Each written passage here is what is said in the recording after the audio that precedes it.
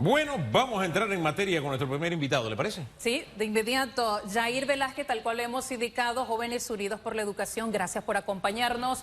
Hay una preocupación que ustedes han dado a conocer, cambios al Fondo de Equidad y Calidad de la Educación precisamente. ¿Qué les inquieta?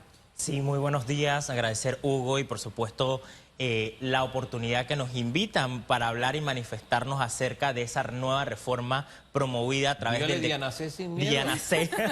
Diana C. Iba a decir C. Sí.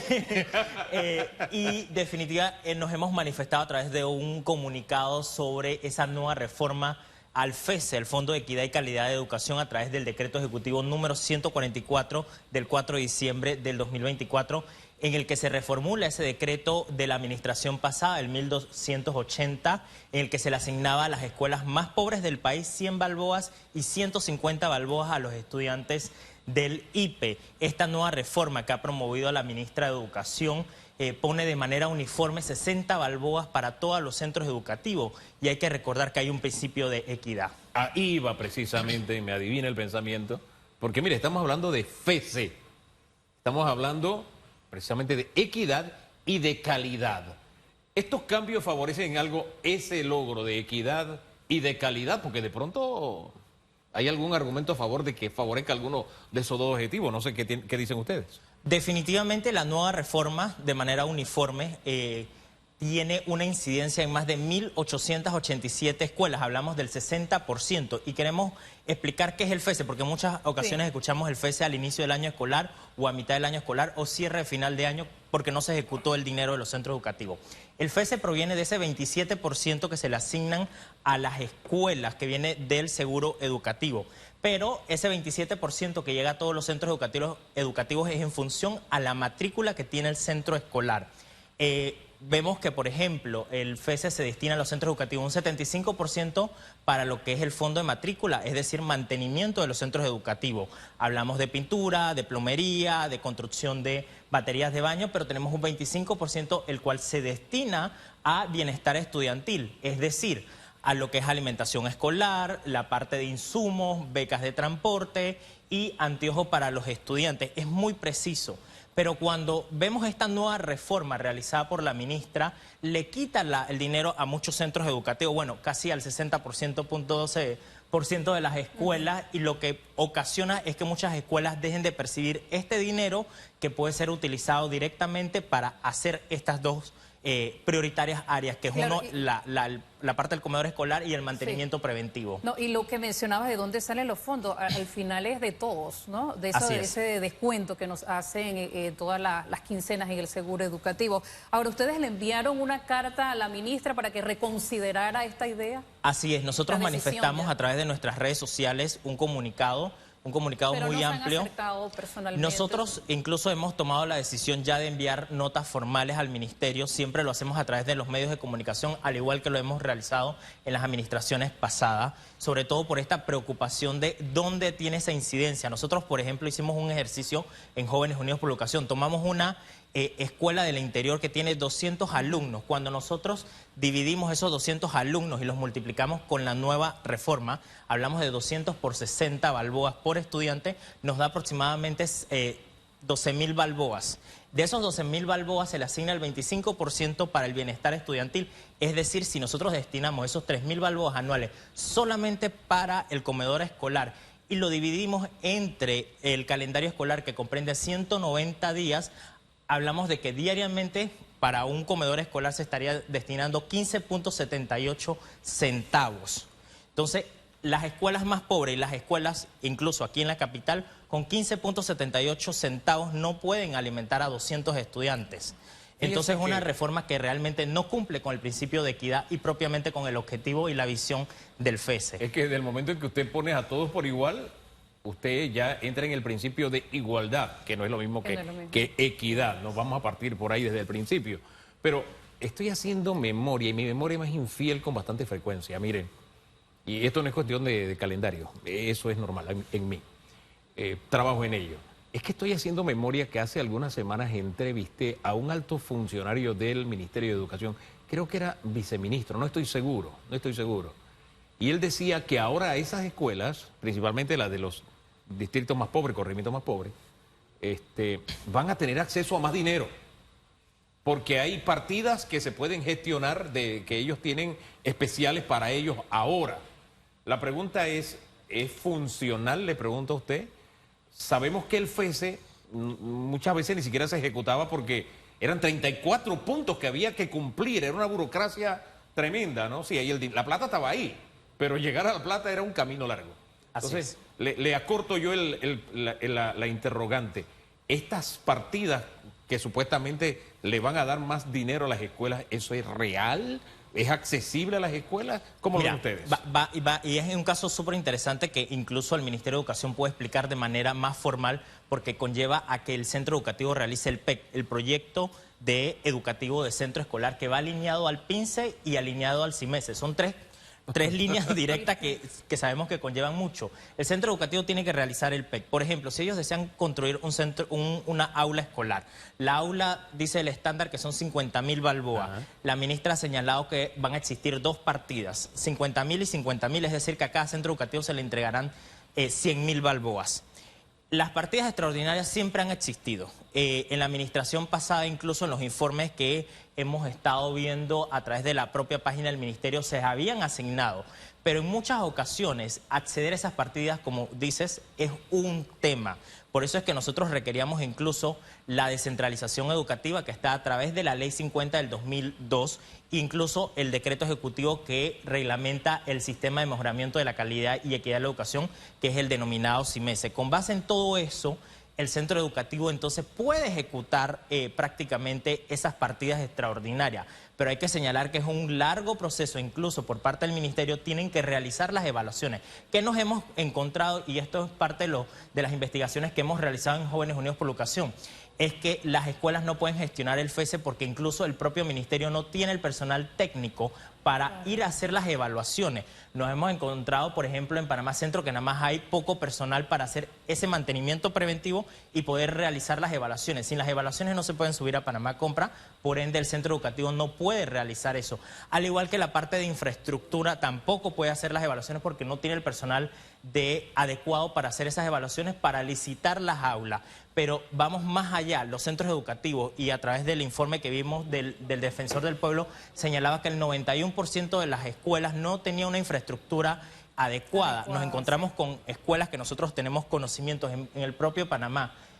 Podemos irnos, qué sé yo, a la parte de Juan Díaz, Paitilla, San Miguelito. Sí, no hay que ir tan lejos. No hay que ir tan lejos y hay escuelas que actualmente los propios estudiantes no pueden ir a los baños porque los baños no tienen puertas, no hay un comedor escolar y sabemos que esto no es solamente de estos 6 meses de esta administración, sino que es un largo proceso que ha venido y data de sabes, años. Yair, te interrumpo porque recuerdo cuando hemos conversado con distintos directores de diferentes colegios, coinciden en que a pesar de que la administración les reclama a ellos que no saben gestionar, ellos insisten en el tema de la burocracia, que es real. Sin embargo, a pesar de que todos forman parte de un mismo engranaje como lo es el Ministerio de Educación, al parecer no se ha dado esa buena comunicación entre los directores encargados de gestionar lo que son estas necesidades de las escuelas y, como tú lo mencionabas, con la realidad. Ahora bien, el panorama entonces es definitivamente preocupante.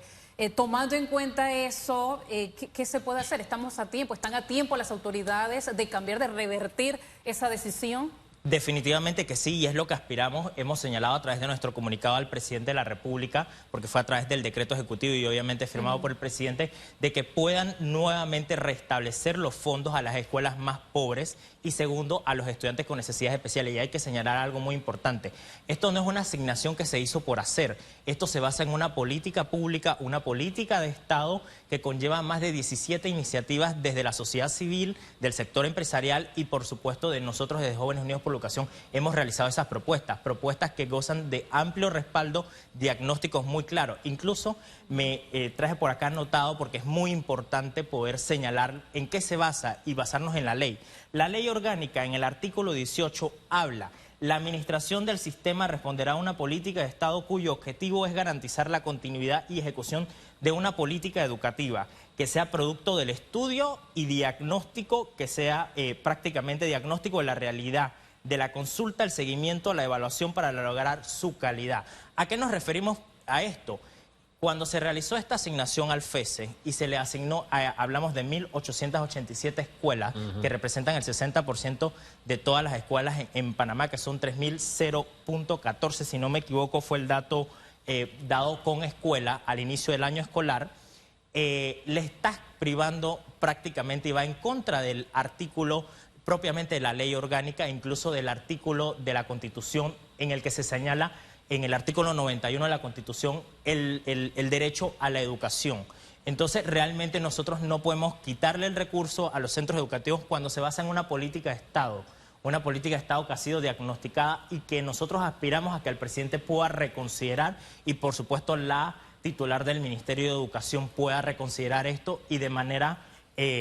obviamente pueda nuevamente promover otro decreto para cambiar este fondo. ¿Falta asesoramiento, un buen asesoramiento a estas decisiones? Yo pienso que nosotros tenemos que basarnos, y es una recomendación que nosotros incluso hicimos al inicio del periodo de la ministra, basarnos en los diagnósticos. Hablamos incluso de las pruebas internacionales, de los diagnósticos como el Compromiso Nacional por la Educación, donde se han trazado todas las metas, incluso hay un plan operativo que no sabemos si está operativo en este minuto, con relación, por ejemplo, a la descentralización educativa, a los sistemas de información, hablamos también de la parte de la formación docente y de un mejoramiento a lo que nosotros aspiramos, porque nosotros tenemos que alejar la política definitivamente del Ministerio de Educación, porque si no el país no va a avanzar, y si el país no avanza, por ejemplo, ponía el ejemplo en otro programa, un joven que actualmente no ingresa al mercado laboral y no tenga las competencias que señalan las pruebas como ERCE y la prueba PISA e incluso la prueba nacional Crecer, no va a ser capaz de entrar al mundo productivo y por ende no va a cotizar en la caja del Seguro Social. Estamos camino realmente a no tener un país sostenible e incluso nosotros como jóvenes tampoco vamos a hacerle frente a los retos incluso del Canal de Panamá y todo el sector, y todos los demás sectores. Ahora, me llama la atención que en su respuesta anterior usted hablaba, en una de sus respuestas anteriores hablaba de que le hacía llamado al presidente de la República. ¿Cómo anda la comunicación con la ministra de Educación? Ellos han enviado voceros a diferentes noticieros, a diferentes espacios, es decir, ellos están enterados de este hecho. Lo que quiero saber es si ellos se han acercado a ustedes, se han tratado de conversar con ustedes, o ahí la comunicación es nula, porque me llama la atención que ahora usted habla del presidente en vez de la ministra de Educación. Nosotros hemos, incluso cuando fue la época electoral, nosotros nos reunimos casi con todos los candidatos presidenciales para hablarles acerca del tema educativo, indicarle incluso uno de los documentos que nosotros analizamos y publicamos junto a otros aliados estratégicos, la ruta por ejecutar 30 años por una educación de calidad, donde se hacía el análisis de las 18 iniciativas desde 1995 hasta la actualidad. Y le solicitamos a todos los candidatos, lamentablemente no tuvimos la oportunidad de poder conversar con el presidente electo y bueno, el presidente de todos los panameños actualmente, el señor José Raúl Mulino.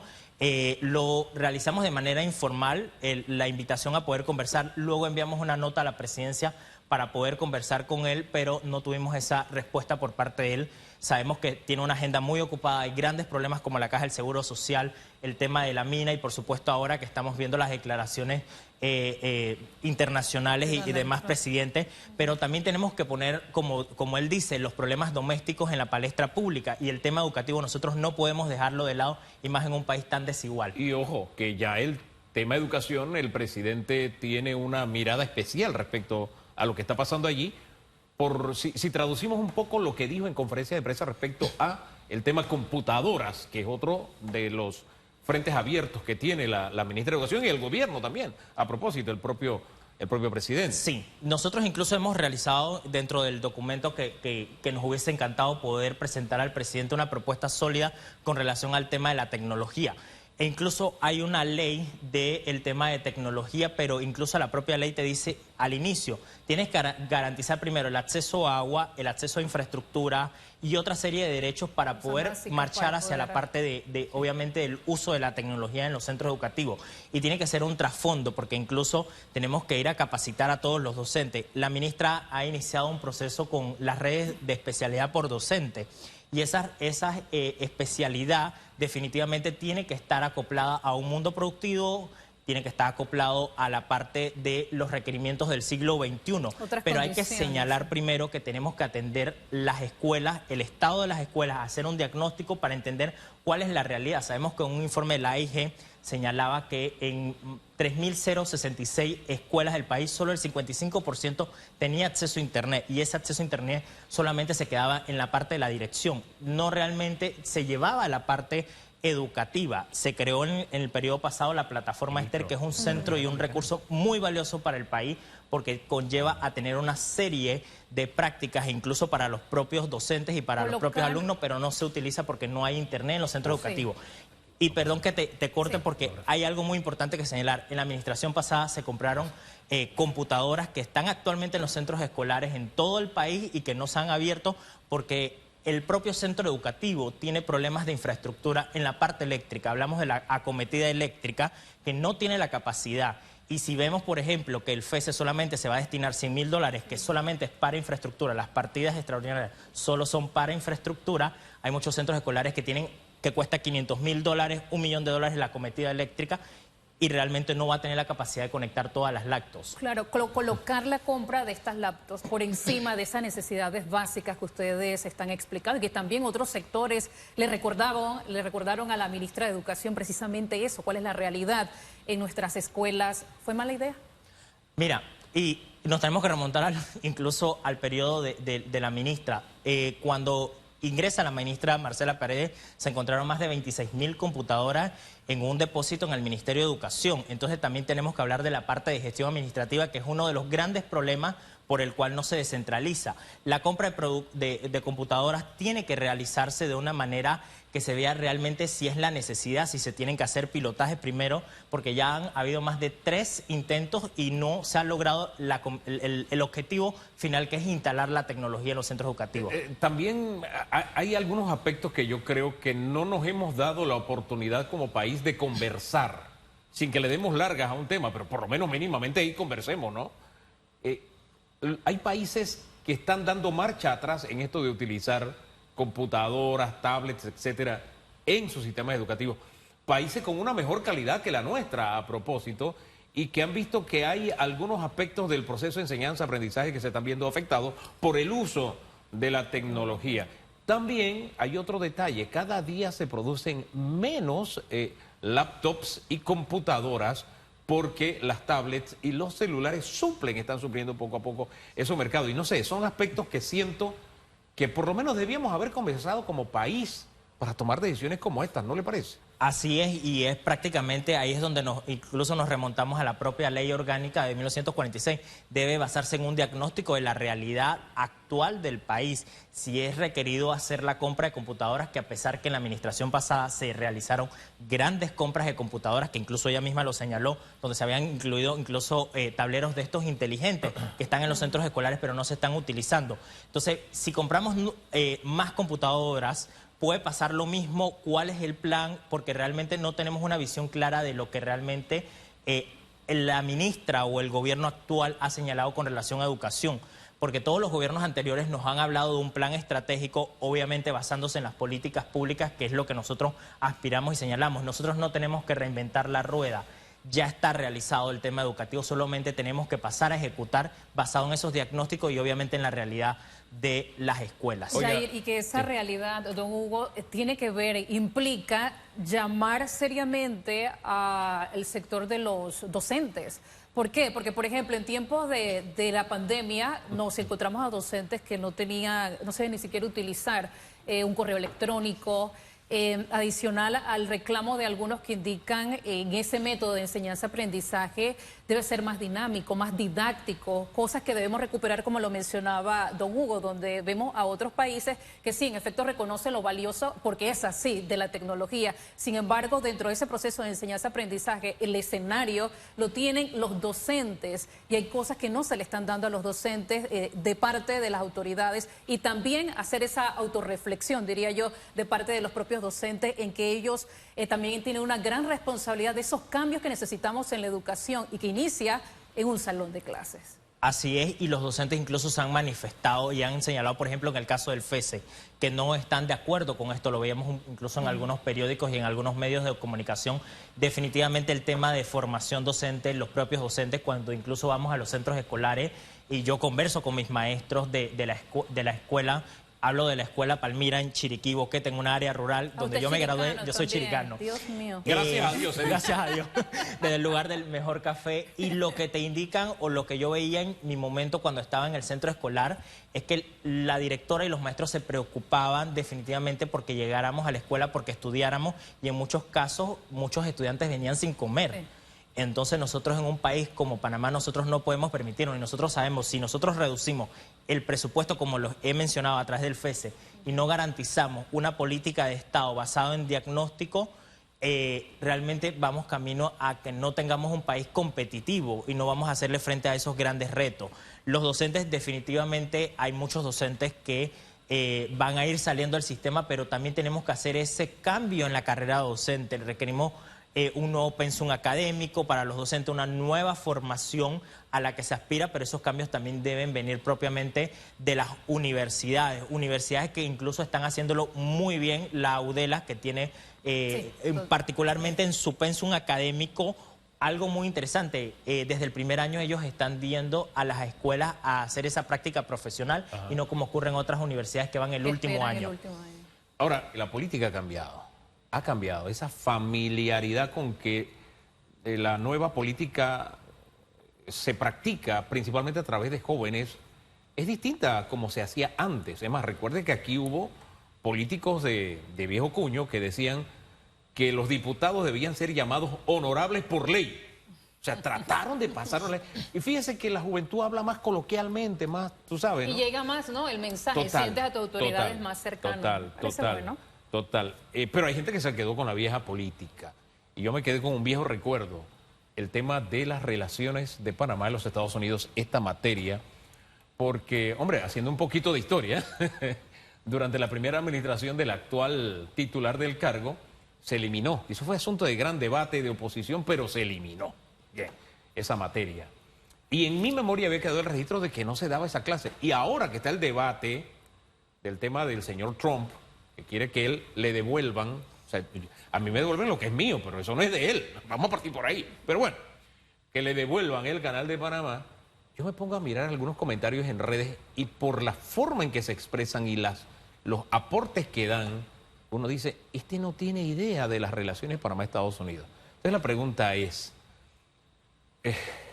¿qué tan efectiva está haciendo esa materia? Porque usted nos recordaba fuera de micrófono que la ex ministra Paredes reinstauró la materia. Entonces, algo está fallando ahí en nuestra educación. No sé, dígame su punto de vista, por favor. Bueno, en educación hay muchas fallas y eso hay que señalarlo. Sí. Y que es un poco lo que hemos estado hablando desde la mañana. Y sí, la ministra Marcela Paredes en su momento, a través de la ley 37 del 12 de mayo del 2015, restablece la materia de relaciones Panamá con los Estados Unidos, porque en la administración de la titular actual se había dejado de ofrecer esta materia a los centros educativos. O sea, ese error se corrigió. Ese error se corrigió, pero tampoco logramos que esa administración y la administración posterior pudiese lograr que todos los bachilleratos en Panamá tuviesen esta materia. Yo en lo personal, cuando estuve en el colegio, no tuve la oportunidad de recibir esta materia. Y yo hablo que estuve en el colegio en 2019, 2018, 2017. Y no tuve la oportunidad de recibir esta materia y la importancia que nosotros tenemos que entender de la historia. Por ejemplo, de los jóvenes del 9 de enero de 1964, de la firma de los tratados, qué ocurrió cuando Panamá rompió relaciones por primera vez con los Estados Unidos, o irnos a hechos más relevantes hacia atrás, cuando se firmó el tratado y esa separación de Panamá de Colombia y cómo llega a los Estados Unidos, o irnos un poco más atrás, cuando los franceses iniciaron esa ruta por el istmo panameño en tratar de conectar ambos mares. Entonces tenemos que irnos hasta esa parte de entender el canal, de por qué el canal de Panamá es importante, entender la actualidad, porque incluso la propia ley señala la asignatura se impartirá a fin de salvaguardar la memoria histórica.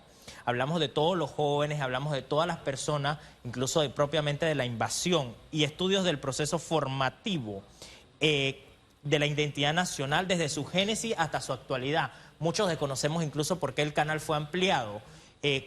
Cuáles son nuestros clientes actuales. Sí. Sabemos que es Estados Unidos, Chile, Japón, pero son muy pocas personas que conocemos. Y en tu caso, tuviste la dicha, creo que mencionaste que su madre es docente, pero no todos tienen tampoco esa posibilidad. Y de repente has viajado, has conocido la historia desde fuera, desde adentro, autodidacta. Sin embargo, ¿dónde quedan el resto de jóvenes que no tienen esa posibilidad? De ahí la importancia, si esta materia ya legalmente se tiene que dar, pero en propiedad, por lo que entiendo, no se está dando. Entonces, los docentes están ahí, me imagino. Así es, y veíamos el comunicado del Ministerio de Educación en el que se señalaba pues que la materia estaba. Sí, la materia está, la ley existe, hay muchas leyes en Panamá, pero no se cumplen. Esa es la cruel realidad. Y lamentablemente el panameño, los jóvenes que hemos crecido ya posterior a lo que no se vivió en esas décadas, no entendemos y no conocemos y no valoramos lo que es el Canal de Panamá, lo que sucedió en este país en su momento y que había una quinta frontera, como lo señalaba en su momento el general Omar Torrijos, donde los panameños no podían cruzar a la zona del canal, donde la bandera no era izada a pesar de existir tratados que señalaban eso antes de los tratados Torrijos-Carter y por supuesto el segundo tratado que es el de neutralidad que hemos escuchado mucho, porque hablábamos del tratado de Torrijos-Carter, pero existe un tratado de neutralidad donde el Canal de Panamá es neutral ante cualquier posición en el mundo o lo que ocurriera. No, incluso la cláusula que existe, que en caso tal de que suceda algo, los Estados Unidos puede intervenir el Canal de Panamá, pero eso conlleva una serie obviamente muy grande. Sí, no, y me deja preocupado ese vacío porque, mire, lo mínimo que usted tiene que conocer es su historia.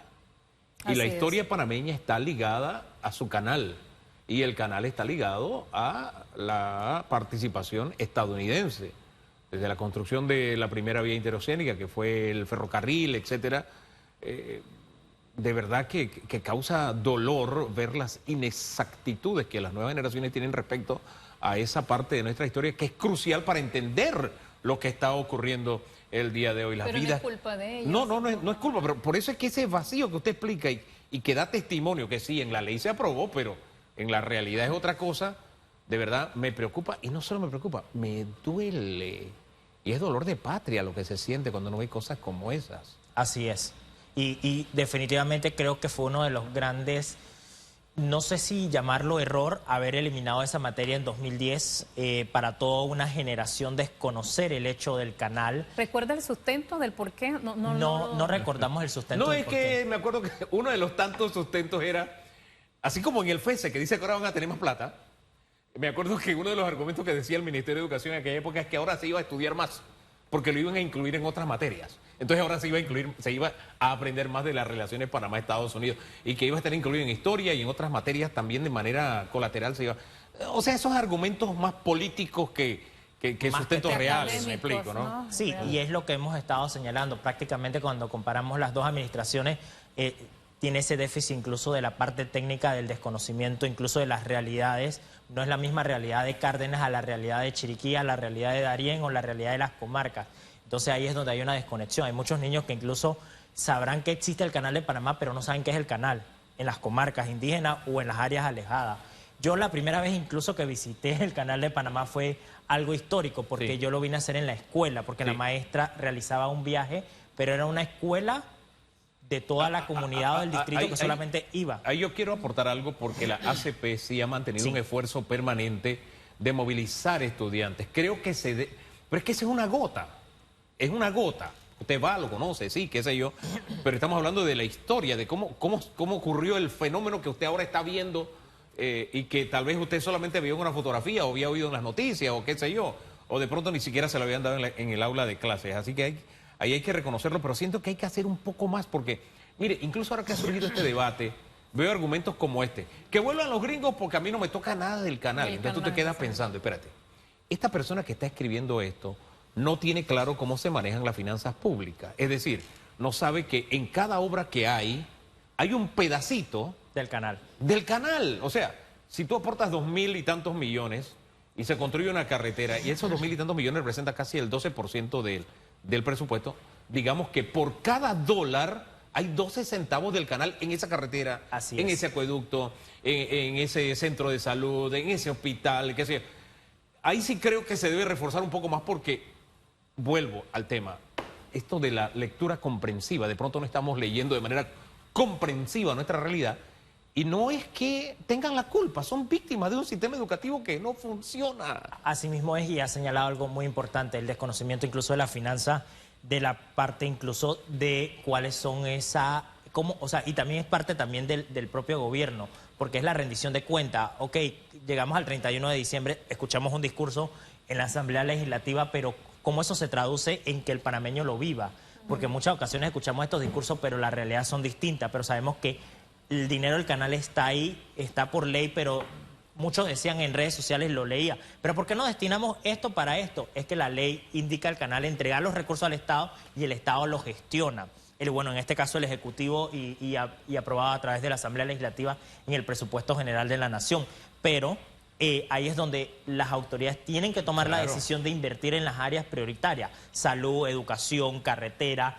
También hemos dejado un tema muy relevante atrás, que es el tema agro. Yo que vengo del sector agros, tenemos grandes déficits. Veía hace poco incluso el tema de las lluvias que habían ocurrido en Chiriquí. Estaba ayer en Chiriquí y las carreteras todavía están no, qué desastre. En desastre. Incluso para mi comunidad pasábamos por un puentecito así porque la quebrada y el río se había llevado prácticamente todo. Entonces tenemos que ponerle prioritariamente, obviamente, a esas áreas, pero eso le toca también a los titulares de cada cartera. Claro, son las fíjese, políticas solamente para anotar una cosita más en esa línea. Incluso los funcionarios, los trabajadores del Estado, de su salario, 12 centavos de cada dólar viene del Canal de Panamá. Y si tenemos empleo, si hay un país donde hay empleo público a dos por real, o sea, en abundancia es aquí. Si usted mira su salario, lo que usted está recibiendo, funcionario, empleado público, 12 centavos aproximadamente de lo que usted recibe cada quincena, 12 centavos por dólar, viene del Canal de Panamá. Disculpe que le haya interrumpido. No, y válido. Y agregar el tema de que al final lo que queremos es mejorar esas políticas públicas, entender que es una responsabilidad de todos. Dicho esto, quería también preguntarte y aprovechar la conversación. Definitivamente hay un problema con esta materia de las relaciones entre Estados Unidos y Panamá, lo que se ha perdido durante este tiempo, a pesar que existe la ley y que en propiedad no se está dando. ¿Qué otras cosas les preocupa en el tema netamente educativo, adicional a lo que mencionabas al inicio de la conversación sobre el FESE, ahora esta materia? ¿Qué otras cosas están en su agenda? Mira, nos preocupa mucho el tema de la alimentación escolar. Venimos de la pandemia donde muchos estudiantes iban incluso al centro escolar a comer una vez al día. Pero hay programas que se están haciendo. Hay programas como Estudiar sin hambre que conllevan a un número total de escuelas. Creo que eran más de 1000 escuelas que estaban en este programa y que van en conjunto al Plan Colmena. Incluso porque la asignación del FESE a las escuelas, que inclusive el plan Estudiar sin Hambre no es solamente un programa que tiene un estudio, se basa, pero también tiene una ley detrás, que cuando se creó en su momento, en la década de 1990, cuando se creó a través de la ley la asignación del vaso de leche y crema nutricional y la galleta, y que luego cada periodo había sido cambiado y había sido asignado. Entonces nos preocupa mucho esto porque incluso las propias escuelas no están teniendo los comedores apropiadamente, no están llegando los alimentos y las partidas obviamente cuando estás reduciendo y cuando el FESE incluso no es muy burocrático, los centros escolares no tienen esa alimentación. Y la única forma de retener a los estudiantes a través de la alimentación, y eso incluso hay datos del Ministerio de Educación en los informes, y sobre todo en un país donde 1 de cada 6 niños menores de 5 años tiene malnutrición.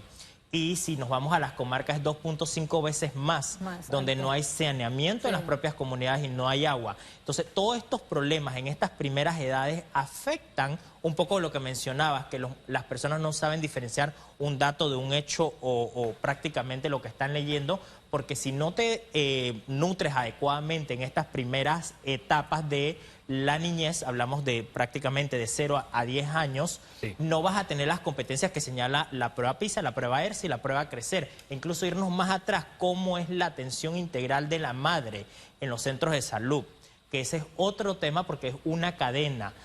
Lo que conlleva eso y hay muchos estudios que lo señalan. Y fíjese, es que yo me quedo con el tema todavía de historia de las relaciones Panamá-Estados Unidos, porque precisamente en los Estados Unidos, cuando usted analiza la forma en que se estudia la historia, se hace de una manera reflexiva. Es como si allá de pronto dijeran, no hombre, como... Este era otro de los argumentos que usó el Ministerio de Educación en aquella época que eliminó la materia y que se ha reinstaurado parcialmente, según usted nos dice. Me acuerdo que decían, bueno, es que ya esa etapa pasó. Bueno, por algo se llama historia, ¿no? Es la historia de lo que pasó. Pero era el argumento que ellos utilizaban. Es como si en Estados Unidos de pronto dijeran, bueno, como la guerra civil ya pasó, no estudiemos.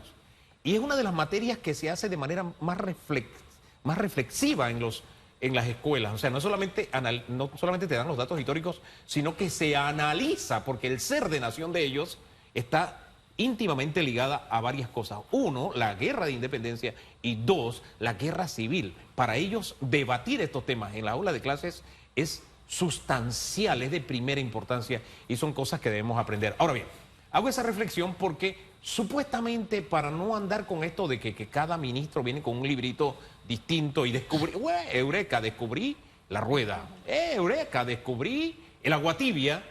Teníamos un plan nacional que también fue producto de diálogos, estudios, etcétera, etcétera. ¿En qué quedó todo eso? Y había un ente que se creaba, se me olvida el nombre. COPEME. COPEME, sí, precisamente. Mira, y ha señalado un punto muy válido. Incluso cuando se realizó en 2017 y 2016 y 2017 por entonces aquel presidente Varela, llama al Compromiso Nacional por la Educación, se hace un documento, se hacen mesas técnicas, participan todos los sectores de la sociedad civil, se crean 37 políticas públicas y 241 líneas de acción. Se lleva por ley la creación del Consejo Permanente Multisectorial para la implementación de este diálogo, producto de que todos los diálogos anteriores que habían sido facilitados por los organismos y convocados por el Ejecutivo no habían tenido ese éxito porque cambiamos la red cada 5 años. Entonces llevamos a ley este ente para asesorar al Ministerio de Educación en el cumplimiento de las metas. Se traza el plan operativo Meduca COPEME, realizan rendiciones de cuentas en estos 5 años. Falta un informe de valoración incluso a la administración actual de estos últimos años de cómo ha sido eso, pero también es parte y parte. El Ministerio de Educación tiene que dar la información. El COPEME tiene que hacer su trabajo de fiscalizar e ir a los centros educativos en el cumplimiento de esas metas. Y hablamos metas como la descentralización educativa, la asignación de los recursos. Por ejemplo. Que la parte de Cárdenas existe en cada región y todo eso. Entonces, no hemos visto un poco ese desenvolvimiento de las metas priorizadas, pero aspiramos a que se cumplan, porque al final del día... Y yo creo que es un tema de voluntad política y de reconocer de que hay políticas públicas y que son políticas públicas que llevan el nombre de todos y no de una sola persona. Que ahí creo que es la gran diferencia. Sí. Gracias, Yair, por todo este compartir esta mañana que nos deja también una luz de esperanza. A mí me gusta ver la parte positiva porque mientras hay la conciencia crítica de que hay algo que se está haciendo pero que se puede mejorar, o si está bien no lo toques porque lo dañas o qué sé yo, creo que, y ejercer ciudadanía, creo que entonces todavía podemos tener esperanza. Y, ¿sabe qué? Los estadistas se miden por eso, por la capacidad de corregir. También, y le dejo una cita bíblica nada más, cuando dice que en la multitud de consejeros está la sabiduría. Es lo que necesitamos en materia de educación. Y dejar atrás los celos, ¿no? Los celos, el trabajo en conjunto. Y, eso no cuenta en educación. Y definitivamente... La sociedad mejora cuando se escucha eso, entre más iniciativas se puedan adoptar es mucho mejor, y cuando hablamos en educación, que definitivamente tenemos una tarea pendiente. Mucho se habla, pero a la hora de hacer, al parecer no se han tomado las mejores decisiones. Ahí está el caso de la materia, ¿no? Que se reinstauró, pero no se está enseñando en todos los bachilleratos, ¿verdad? Que causa dolor y pena, y en este caso, dolor de patria. Reiteramos las gracias, Yair. Muchas gracias. Vamos a la pausa y regresamos en segundos.